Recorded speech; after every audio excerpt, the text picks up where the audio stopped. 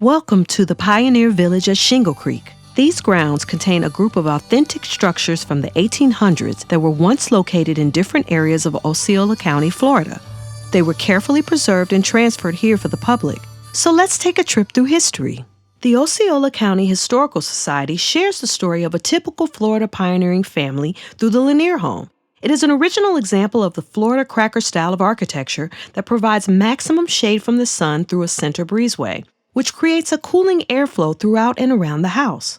The home was cool despite the wood stove that was used for making homemade foods such as bread, produce, and vegetables. The home has a very distinctive structure, and it's probably the only surviving example of a frameless box construction in the area.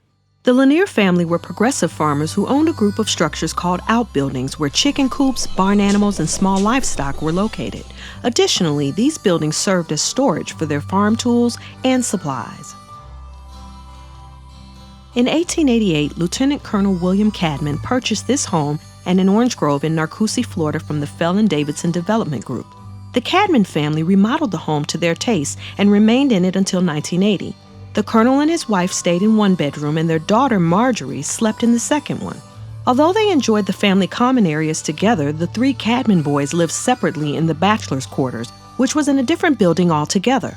The 8-year-old citrus trees were already bearing fruit when the Cadman sons created the Radcliffe Cadman Brothers Company in 1890. The citrus packing house they built out of other structures on the property had a sorter created using a rope pedaling around a pulley. Inside, the oranges were wrapped in paper coated with the Cadman's invention of linseed oil and beeswax. The building was consistently updated but remained essential to their operation until it was moved here in 2005.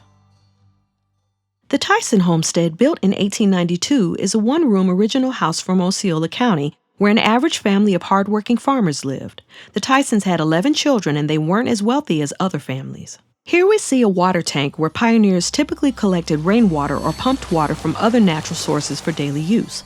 They also grew and produced sugarcane to use as a sweetener. The stalks were put into a huge metal tooth grinder where they were crushed for the cane juice. This was then collected and taken to the boiling area in order to create sugar crystals and molasses.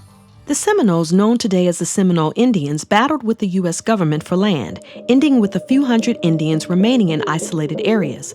The Seminole home, or chickee, is an open-style wood frame made of round logs with a thatched gable roof created from durable, wind-resistant, and watertight palmetto leaves, and a roof supported by palmetto logs with a platform elevated 3 feet off the ground. In the mid to late 1880s, the cracker way of life included the cracker cow camps. This is where the cowmen drove their cattle to market between March and August, where the day-long ride took place in between each established camp. The men would stay the night, hunt, eat, and tend to the animals. The camps were made from trees and palmetto thatch or grass because they were easy to build and repair. The term cracker came from the cracking sound of the rawhide whips used by the pioneer cattlemen as a unique form of communication. We hope you've enjoyed our presentation. Narration, script, audio production, and sound effects by Nia Adero, with music and additional sound effects from Westar and the Library of Congress. Thank you.